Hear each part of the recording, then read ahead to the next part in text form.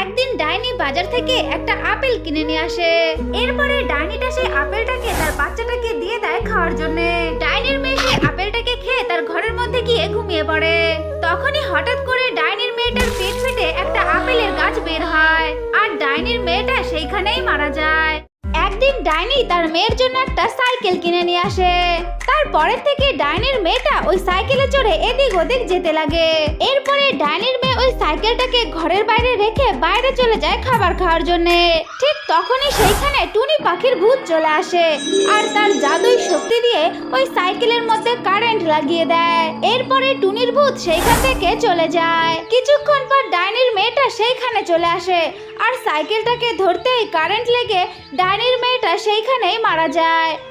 একদিন একটা নাগিন টুনিদের কলা বাগানে একটা ডিম পেড়ে সেইখান থেকে চলে যায়। এরপরে টুনি যখন তার কলা বাগানে আসে আর এসে দেখে সেইখানে একটা ডিম পড়ে আছে। টুনি পাখি যখনই ওই ডিমটাকে নিতে যাবে ঠিক তখনই সেইখানে একটা ডাইনি চলে আসে আর এসে বলে, এই টুনি, তুমি এই ডিমটাকে নিও না, এটা যে একটা বিষাক্ত সাপের ডিম। কিন্তু টুনি পাখি ডাইনির কোনো কথাই শোনে না, সেই ডিমটাকে নিয়ে সেইখান থেকে চলে যায়। সেই ডিমটাকে নিয়ে তার বাচ্চা টিঙ্কুকে খাইয়ে দেয়, আর সাথে সাথে টিঙ্কু সেইখানেই মারা যায়। তখনই সেইখানে ডাইনিটা চলে আসে আর এসে বলে, এই টুনি, তুই তো আমার কথা শুনলি না, এখন দেখ কি হয়ে গেল। তবুও আমি তোর মেয়েটাকে ঠিক করে দিতে পারি, যখন সবাই আমাদের ভিডিওটাকে লাইক করবে আর চ্যানেলটাকে সাবস্ক্রাইব করবে তখনই।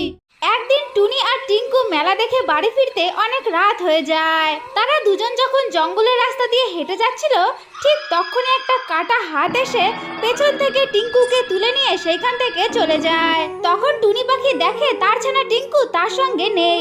এই দেখে টুনি ভীষণ কান্নাকাটি করতে থাকে।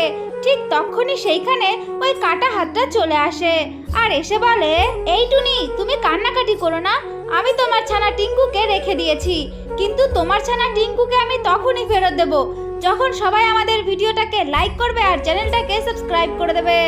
একদিন একটা ঈগল একটা সাপকে নিয়ে আকাশ দিয়ে উড়ে উড়ে চলে যাচ্ছিল।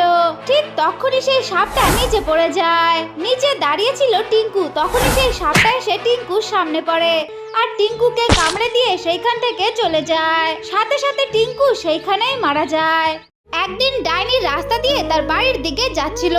ঠিক তখনই ডাইনি তার সামনে একটা নারকেল পড়ে থাকতে দেখে। ডাইনি সেই নারকেলটাকে উঠিয়ে তার বাড়িতে নিয়ে যায় আর তার বাচ্চাকে খেতে দেয়।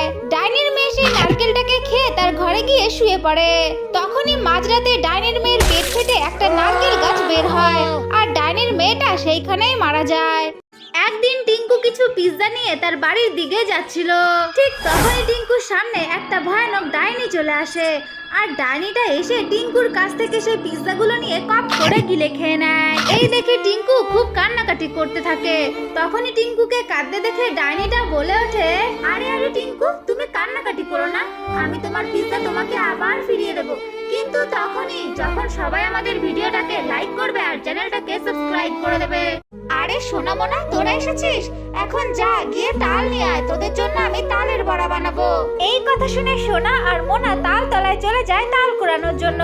সোনা আর মোনা যখন তাল তলায় তাল কুড়ানোর জন্য যায় ঠিক তখনই তাল গাছের মধ্যে থেকে দুটো কাটা হাত বাইরে বেরিয়ে আসে আর সোনা আর মোনাকে সেই তাল গাছের মধ্যে নিয়ে চলে যায়। একদিন ডাইনির মেয়ে তাদের ঘরের উঠোনে একটা খেলনা নিয়ে খেলা করছিল।